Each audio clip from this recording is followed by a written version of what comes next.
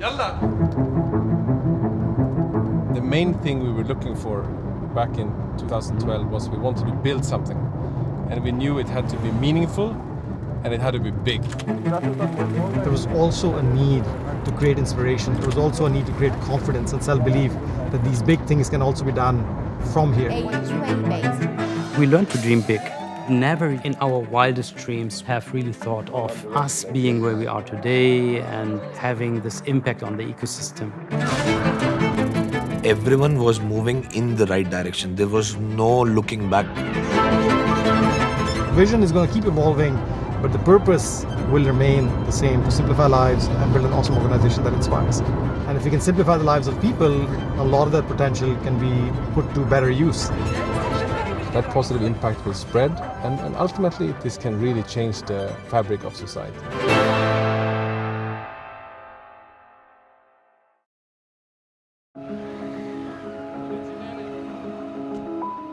So I grew up in a middle-class family in Pakistan. You can't take water for granted, you can't take electricity for granted. But as soon as I went to the US, you just see a different way of living. When I graduated from college, I had a sense of responsibility towards the region. I've seen the hardship. There is some giving back that should happen. I had met Magnus, and Magnus had just come back from his surgery. About 11 years ago, I was at the conference and all of a sudden it went black. And it turned out that I had had an aneurysm or an AVM that had popped. I was sort of told that it's a little bit strange that you're still alive and you better go and fix this quickly because any change in your blood pressure and you could actually just be sort of game over. But I recovered faster than anyone would expect. So that's when I realized that there has to be more to life. I did conclude my purpose was about building something and it had to be meaningful. And then I also said, if I'm going to do something meaningful, then let's do something big and meaningful. My first impression of Magnus was this guy is so sincere and someone that I felt could be a friend for a long, long time to come. I think my first impression was that this is a really, really crazy guy. I've never met anyone that has a higher ratio of ambition level to humility. When Magnus came and said, hey, we'd love to build something big and meaningful, there was only $1 billion business in Pakistan, which felt embarrassing and of course shocking. It just ignited something in me which said, let's buckle up and do it together. In everything we did from the day one, when we sat down and wrote down our values on a piece of paper, it was so much more about the why and the how than the what. So I actually went to the head of McKinsey in the Middle East to ask for a leave of absence. And he asked me, curiously, what ideas are you looking at? In the conversation, he mentioned, have you looked at ground transportation? Being a consultant in the region in my prior life, I traveled a lot. Everywhere I had this one guy that I had met once. So you call him and you're like, Noshad, are you free? I'm in Doha airport. And he's like, oh, I'm busy, but I'll send my brother, I'll send my cousin. And then if you're lucky, you get to your destination. It's probably an important meeting, so you have to be on time. You have no idea about locations. You have to haggle on the price. You get the little handwritten receipt that you don't even know what it says because it's in Arabic. So the whole experience was, quite choppy to say the least, right? So when we came up with this idea of transportation, Magnus had a question mark. Like, I get a second chance in life, as he describes it, and you're asking me to build a platform that moves consultants around. But at least my perspective was, look, it's a big opportunity. There's a lot of potential in the region, and we can build something that can be very impactful over time. He really cared about his home country. And he really saw an opportunity to create a lot of jobs. I was more leaning towards big and Magnus was leaning towards impactful, and that's where the middle ground was found.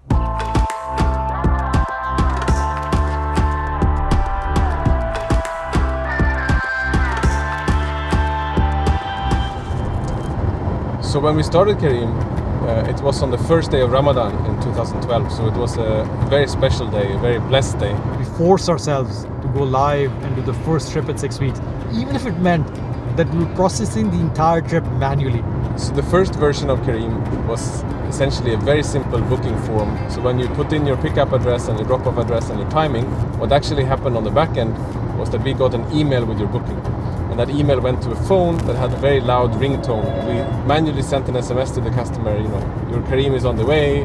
We basically had to call these captains one by one. And mind you, back then we had no technology in the cars, so we had to manually guide the captains over the phone. From a customer experience, it looked relatively professional, but in the kitchen, it was a complete zoo. Look, we didn't know anything about the transportation business. And what we learned from Captain Nasser and many people like him. Is he okay? Okay. Back then, a captain or a driver was not necessarily considered on an equal basis as the passenger sitting in the back. In our view, captains are as important as pilots in a plane. They care for us and make sure we reach our destination safely. Interview के लिए बुलाया, हमारे और भी ड्राइवरों को बुलाया, मुझे भी बुलाया और हम लोगों ने सर मुदस्सर का बिहेवियर देखा और उनका वो देखा, हमने बिलीव किया। तो जब हम लोग होटल में खड़े रहते थे तो हमारा टाइम वेस्ट होता था, तो हम लोगों का काम इतना नहीं होता था। With the first captains signed up, Karim was growing up fast. In less than a year, Magnus and Mudassar hired their first colleagues and set up an office, which needed furniture. So this is where we got all our furniture. You remember? I remember.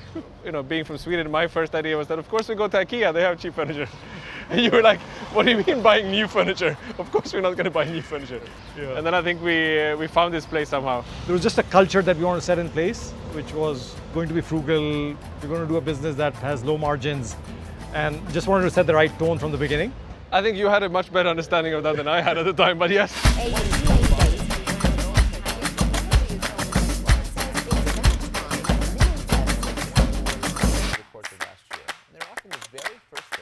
In the corporate world, especially the clients that we had to be extremely reliable. One screw up could basically mean that someone doesn't get to the airport or a client meeting on time. That's worth millions and millions of dollars. And not only were they corporate customers, but many of them were our friends from a previous life.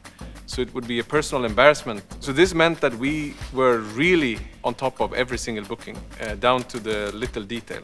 It's a little stressful.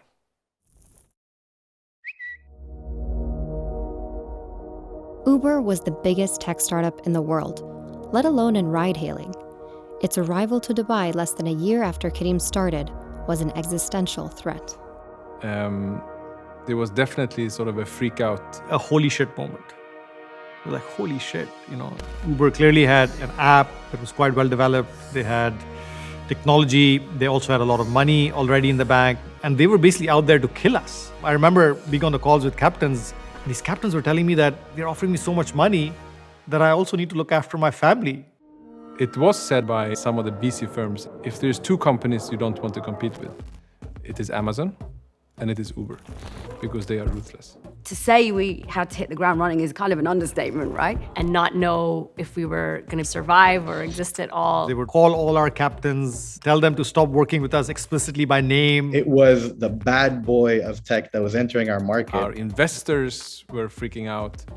And I think the only one that did not freak out was Mudassar. Magnus and I said, let's time out. Let's see how we are going to compete and overcome this challenge. We realized that we were not going to beat them at tech, but we could definitely beat them on the emotional side of things because we were from the market. The region is different.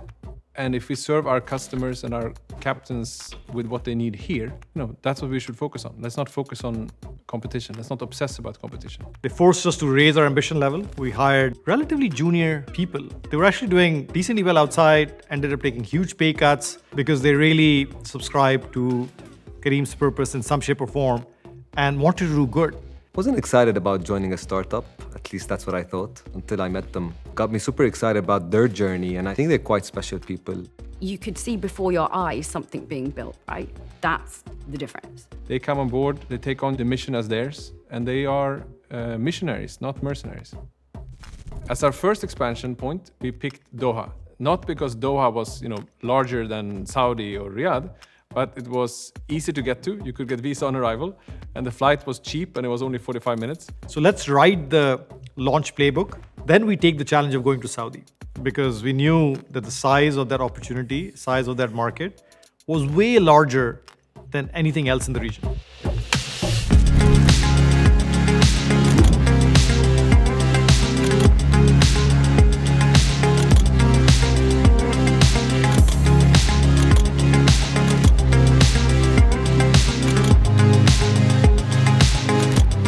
As the organization grew, more decision-making had to be delegated. The level of ownership that we had was like mind-blowing. I remember I used to suggest markets and almost want to launch the market and then inform Mudassir. A lot of us had a lot of personal sacrifices. Probably got a bit too intense at some point, but it really got everyone to feel the fabric of things moving in a very tangible way. We were very clear that the market that we had to be in was Saudi. Especially at that time, women were not able to drive in Saudi. So the opportunity and the problem was just way bigger than anything else. Now, how do you find the right talent in Saudi? We got to know Abdullah over a couple of months of actually working together. He was running his startup and we were running our startups, and we were seeing each other at events, etc. I believe at that point I was completely not interested. I just wanted to continue my startup. But then at some point, beyond the business pitch, I really wanted to understand, who is this guy? I just saw these people who are offering me to come on board, to do well and to do good at the same time. So I was completely sold from that moment. Abdullah was invited to come on board as a co-founder, underscoring just how important it was to Kareem's future to get it right in Saudi Arabia. It was a question of complete ownership on exactly the same terms as Mudassir and I had started. One of our key advantages that we were agile, quick to actually implement cash in Saudi. Customers were jumping on the service. In that year, we grew 10x. Then we grew 10x again. And then we grew 9x. So we're talking about 1,000x in 3 years. In a hockey stick growth like that, that made all the difference. It wasn't just Saudi where Kareem's knowledge of the region kept them ahead of competition. Their focus on local problems meant they were rapidly trialing new approaches to meet local demands. Pakistan was the most unique market where you could not just go to individuals owning a car and saying, come drive with us. So in the US, about 850 out of 1,000 people own a car. In Saudi, it's about 400. In Egypt, it's 50. In Pakistan, it's only 18. So here we had a long list of people who were interested in working with us, but they didn't have a car. And so here we were building out two databases. One of people interested in driving and one pool of people who were interested in buying a car and essentially hiring a captain and then partnering together to come and work with Kareem. We learned a lot and we learned to cater to different types of people. So in Dubai, we came across this request of customers asking, especially the moms asking for baby seats. In an ad hoc way, a captain might come in and pick up a car seat. The captain would go back, serve the customer, come back to us. Mudassir said to me one day, we could make this a service, right? Maybe we can launch it tomorrow. And we were like, tomorrow? And he was like, yeah, tomorrow. We collected around 20 odd seats. And then we started going to different locations where we knew captains were saying, we're launching a service tomorrow. You have to keep this car seat in the boot. We trained all the captains on how to alter the car seats because you have children of different sizes. That's how the launch happened, less than 24 hours. Kareem Kids now is one of the most preferred services in Dubai by the moms. Kareem's rapid growth was also putting pressure on their tech. Systems designed to handle thousands of customers were now supporting millions as the service gained traction across the region. Small cracks became major events. We ran our entire call center from Dubai Media City on the 28th floor. One day, we get this little notice slipped under the door saying that there will be an electricity outage planned by the building because they were running through some maintenance. No electricity means no service, so we will have a proper downtime of not serving our customers and captains. What can we do? And then someone just said, like, should we borrow electricity from one of the plugs by the lift, where actually it's an emergency, and even if the light kind of goes off in the building, that switch might work. We ran down, we bought every extension cord we could find, and we essentially moved all our call center systems into the hallway or through extension cords connected to where the elevators were. To be honest, we were successful, and we only had a downtime of 5 minutes. None of the customers or captains knew that we were going through this crazy shit in the office, but I think this was the start of being bold, what actually meant in one of the values. Yeah, when we were in the office, someone knocks at the door, this is my card, I'm from CID. You've released this video. I was actually very shit scared on what's happening. So Slingshot video had an incredible impact. So one of our more crazy colleagues, Chris Eid, one of his ideas, which he kept secret until it sort of was live, was to make this video where we pretend to shoot someone in a slingshot from one big tower in Marina to another tower and miss it. And we would do it unbranded. And the idea behind that was people would totally freak out. And they told us, can you accompany us to the local police station? We want to investigate this case. We told them about the story that this is the first half of the video. The guy lands safely. And that's where they told us ASAP launch the second half of the video so that people don't panic and don't question what's happening. It got millions of views. Recently, I heard Elon Musk also commented on that video. And it's funny, when we were fundraising, we actually showed it to our investors, potential investors, as a sign of how crazy we are. Before the year was done, Karim would make an even bigger announcement. At a startup, I think there's an existential challenge, which is to survive. We knew what needs to be done. We needed to raise money or do a deal. We had been recommended to go and meet Rakuten, the Japanese e-commerce giant, and they had their head office in Silicon Valley. True to our values of frugality, we of course fly economy. Our CFO, Ankur, he had rented the smallest car possible. Ankur would not qualify as a Karim captain. His driving skills are absolutely atrocious. We go in for this pitch. Mudassir goes all in and tells a story about the region and how Karim is going to be super successful in serving all these customers. Gratefully, that became the beginning of a wonderful partnership with Rakuten.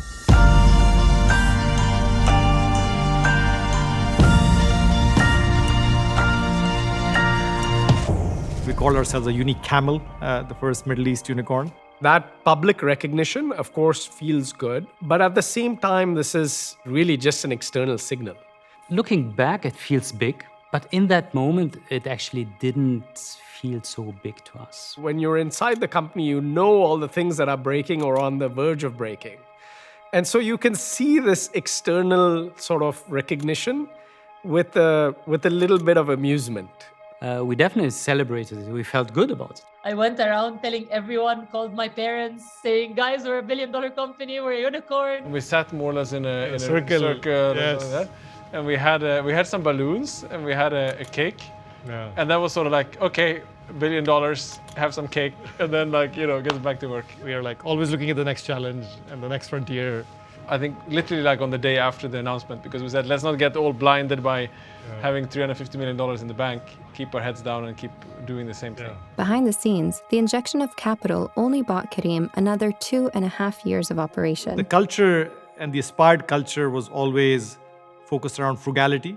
We have to use every dollar in a way that we get the highest return and we can stretch this money in the longest for the longest possible time. It was still the early days and the early beginning, and we just went back to our next ride. The most significant thing that happened when we became a unicamel was really how the outside world perceived us. And most notably, talent. We found the amazing tech people all around the world that said, wow, you're actually doing this in the Middle East? It's great to show the region as well, that it's possible. A lot of people actually started dreaming about building billion-dollar companies. It's not a dream, it's a reality. As Karim became part of daily life, governments across the region were questioning how the service should be regulated, or if it should exist at all. Well, my first day was is a memorable one. Just a couple hours into trying to get a laptop and an email, one of my colleagues said, hey, there's a meeting with the RTA. This is your future role, so you should join me. The topic was, you guys are operating under no law right now, and this is not going to happen in Dubai. And I'm like, oh man, what did I just join? It wasn't just in Dubai that Karim was facing regulatory challenges. Authorities in Egypt, Pakistan, and Abu Dhabi were taking a more aggressive stance. This guy basically told me, look, you'll be shut down. 10 of our captains were taken by the police. An hour later, 5 more, 4 more. So the next meeting was more to say, let us show you what we've done elsewhere, and let us show you how we're different from what you think we are. When we were standing in court at the Islamabad High Court, the gentleman from the Transport Authority kept talking about carriage laws. The honorable judge paused the hearing and said, they're doing flying taxis in the US, and here you are standing in my court and talking about carriage laws. go and work with these people, then go and meet lawmakers together and go create a new law. Multiple people from Careem would join in meetings with the government to really ensure that they understood who was behind this company and what their intentions were. Everyone was talking about Careem. Everyone was downloading the app. So if anything, it kind of helped build the brand and make everyone aware of the service that we were delivering. Careem's success with regulators led to something previously unimaginable, a groundbreaking partnership.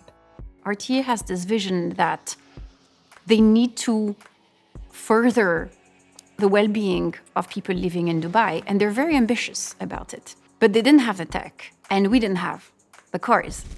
That is the first time that a partnership of this nature was made. Hala is the first partnership in the world between a government and a private entity that operates and runs a ride-hailing business. We built Hala with a symmetry to Careem so that it could exist on its own, but it could exist within the Careem ecosystem. Hala and Limos combined, we now deliver more than 3.2 million rides per month. So it was well worth it. Ever since I at least joined the company, we wanted to start new things. There were a couple attempts that were made before. At that point, we decided that, let's go out, give this as much oxygen that this needs, and see what happens. And we started with food. Restaurants also were going through that pivotal moment of completely having a shift in where their business is coming from, suddenly having to become really acquainted with going online. The first principle we said is we're in this for the long term. This is not to really short for short-term profitability or any of that. But we wanted to focus on really transforming that business to whatever would be relevant years down the line. In a few months, it was clear that this is working out. Not only the food as a business, but the construct in which we're working. That's when we started loading new use cases under that umbrella. And within a span of a year and a half, we gave birth to Food First, then came Order Anything, then came Careem Express, and then we gave birth to Grocery. So it was both a mix of a business decision, but more importantly, an operating realization that this is how we can incubate and fast-pace some of the ideas that we have. I think that is smack in line with what our purpose is. Our goal is always to simplify people's lives. And so we're always trying to figure out different ways to achieve that goal. When it comes to mobility, I think Careem Bike came at the right time. It's allowed a lot of people who don't have bikes to bring this form of leisure and exercise to their lives. And we are able to do it in many locations across the city. And I'm hoping in the next couple of months, we will have more than double the locations that exist today. Despite the success, in the shadows, Careem was a target. This hack was something we never had before, and I hope we will never have again. We definitely thought it could have been the end because we were extremely vulnerable. We always felt like if there's a problem, we solve it and we move on. A risk like that can actually mean the end to everything we have built. So it was early 2018. Someone messaged that they've hacked into our systems and they have access to our database. We must have called a few people to figure out how to respond, creating a war room where the right experts were there from different places, helping us understand how should we respond, how should we negotiate. We came out of it much wiser. But the one big realization that we had from it was that we had to grow up. By that time, we were big, and our responsibility was tremendous. We had so many captains on the platform, we had our colleagues on the platform, we had so many investors behind us. Act like a huge tech company, which we were at that point. That was a huge learning for us. Careem emerged from the attack bruised, but wiser.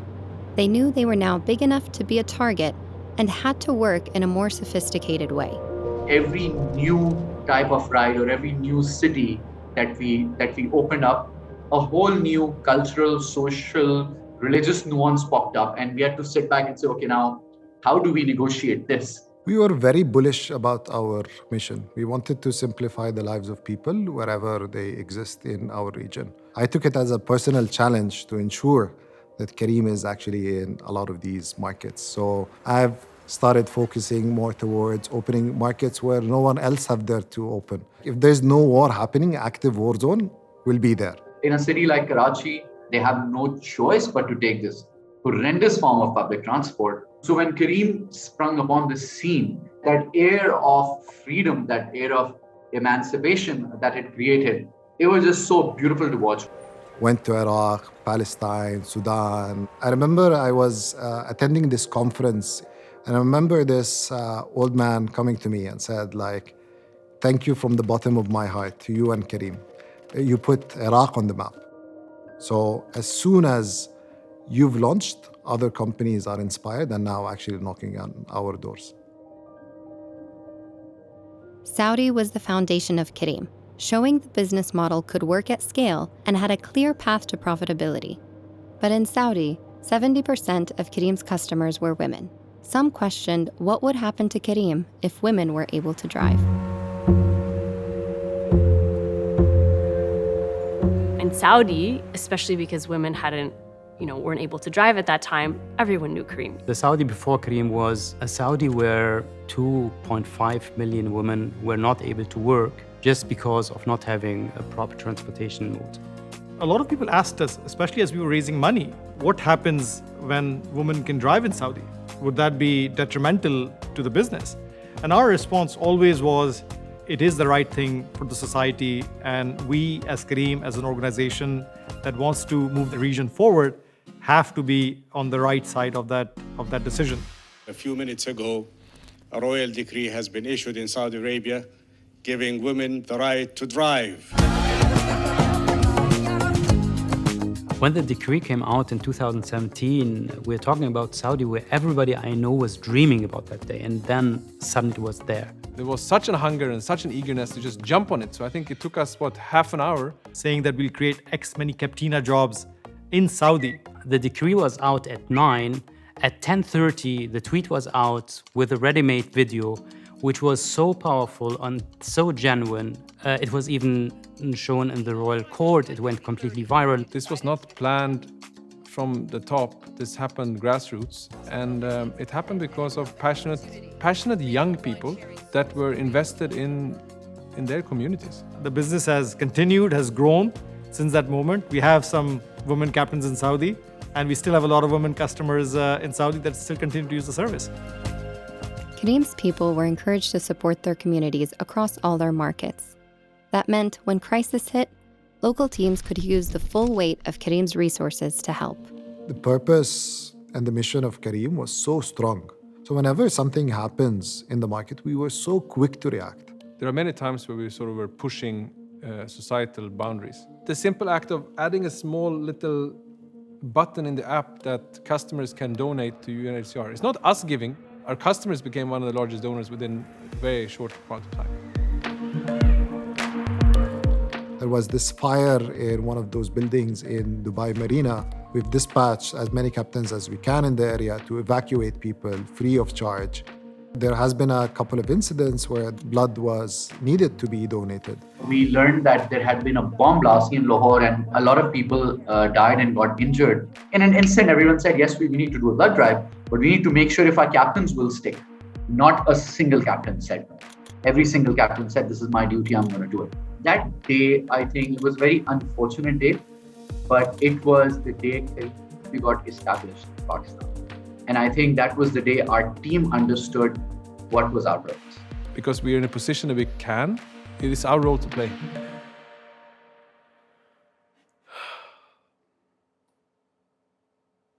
When the deal came out, became public, there were a lot of sound bites about what side are you on?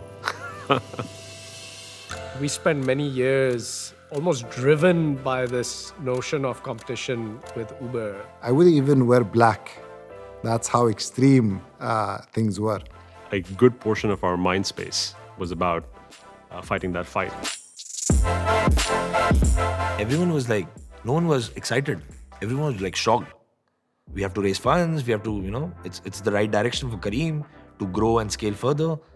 Why Uber? We had a very different relationship with Uber prior to these discussions. Uber was a 4-letter word that was never used in Careem. But the first approach from Uber actually came around the time that we raised the unicorn round. And we were feeling quite pumped and strong. So when that approach came, we rebuffed it and basically said, if you want to sell your regional business, we're happy to look at it, but we're not interested in selling Careem. Around 2018, when we were about to embark on our next fundraise, we had this thought that maybe we should go and speak to Uber as well, just to see what they think. You know, our absolute ulterior motive was to ascertain what they might be willing to offer so that we can negotiate with, the investors we were fundraising with and achieve a better outcome for ourselves. So we go to meet Uber.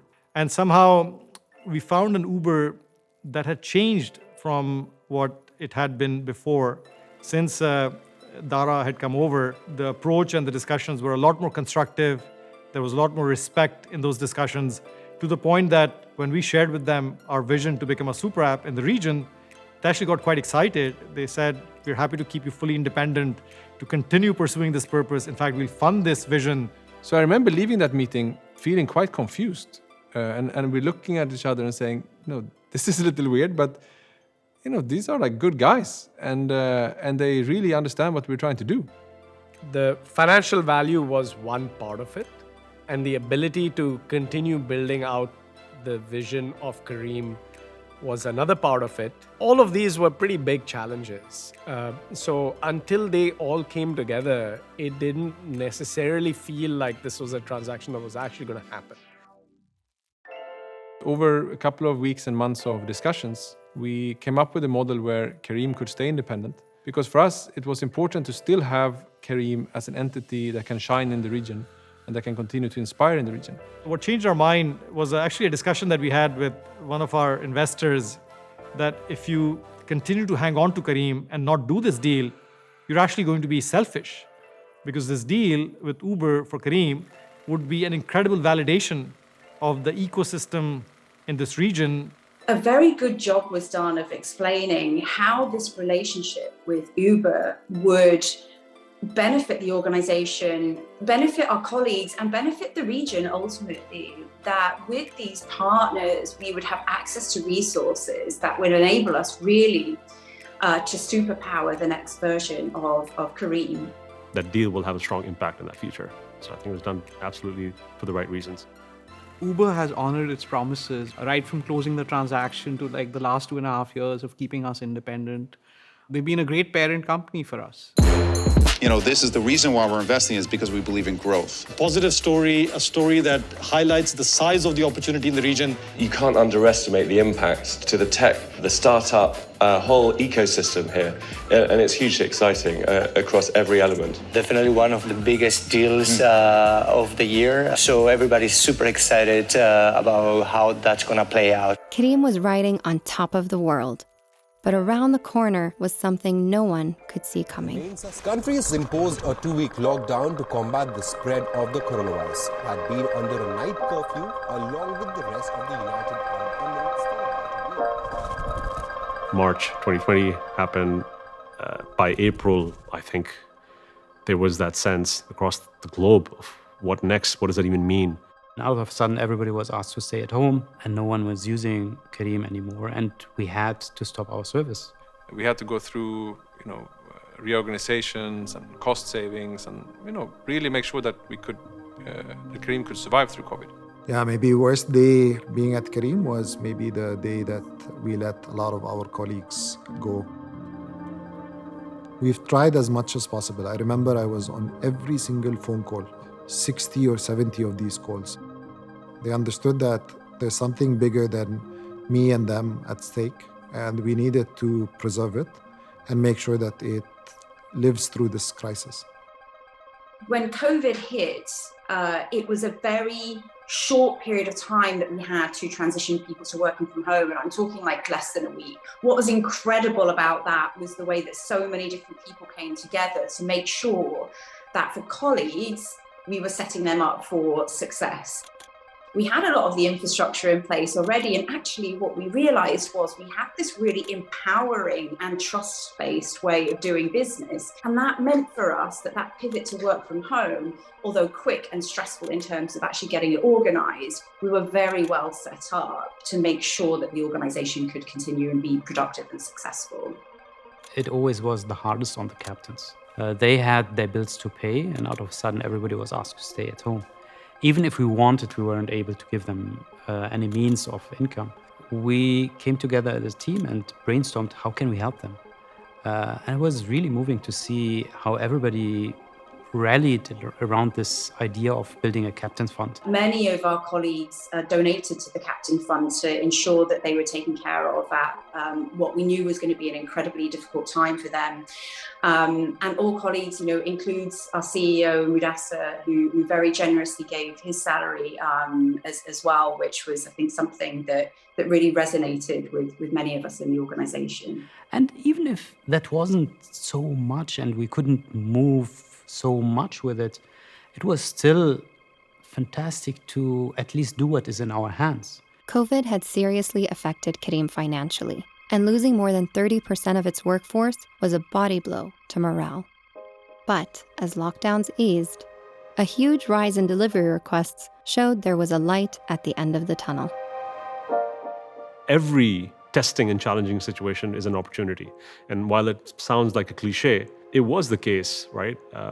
Delivery in general, we started seeing that this is the right time for that use case to go up. We figured that while things are super turbulent and everything is up in the air, this is the time. We already wanted to be a super app. We were just looking for the right time. Welcome to the Super App Launch Event! So the purpose of Careem from the beginning has been to simplify the lives of people.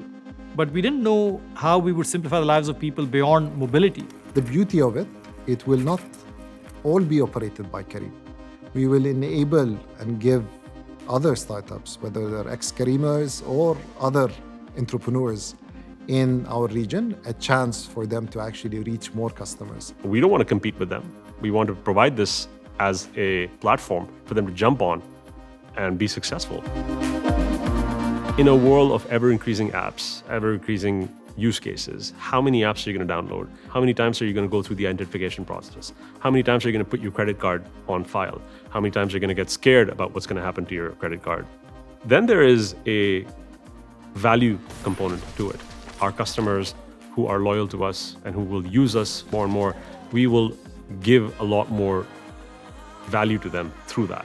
So I think between these two things, the argument or the case is pretty compelling. The average person in our region still go through a lot of struggles on a daily basis. As far as I'm concerned, as a person, if they need any service that can simplify their lives, they should find it on Careem. And it shouldn't be any service, it should be a great service. I think this is the most important part of the transition, where the brand of Careem changes from being a ride-hailing company to being a super app company. And what that journey means is going to be the challenge over these next few years, figuring out what is our DNA, what is our new DNA, how do we serve the region best. And we're finding that journey, and we're finding it with significant amount of success. The obvious candidates are things like food, groceries, and then we get into a more subtle space, which is the secondary layer of services, e-commerce, B2B services. This is where it gets really, really exciting. And for me, I think the beauty in all of this is when the super app disappears, the tech itself disappears, and it becomes part of the fabric of our life. The super app vision is an incredible manifestation of Careem's purpose, through which now we can simplify the lives of people with everything that people need help in their lives. This region has 500 million people. We're still simplifying the lives of 1 million people on a daily basis. There is still 500x growth that is needed to simplify the lives of everyone in the region. So there's a lot of room to keep on growing. So in the next decade, for sure, Careem will still be true to our purpose and our values. What's also clear is that the vision will have expanded. Now, where exactly will it take us? I think that's for us to see. The ultimate goal is to build an organization that outlasts all of us, to continue to impact more people's lives in the region. where we are, we're barely scratching the surface. What we have at the moment for the next 5 to 10 years is a super app vision that defragments the region. You build your service on the Careem super app that gives your service the last mile logistics, the payment capabilities, and that service can be easily available to customers across the region to make their lives simpler. There will be an emergence of 2 or 3 large technology platforms that will become, let's say, the Googles or the Amazons of the region. Careem will become one of them. As long as you know where you're going, you focus on the next steps and have them open the next doors.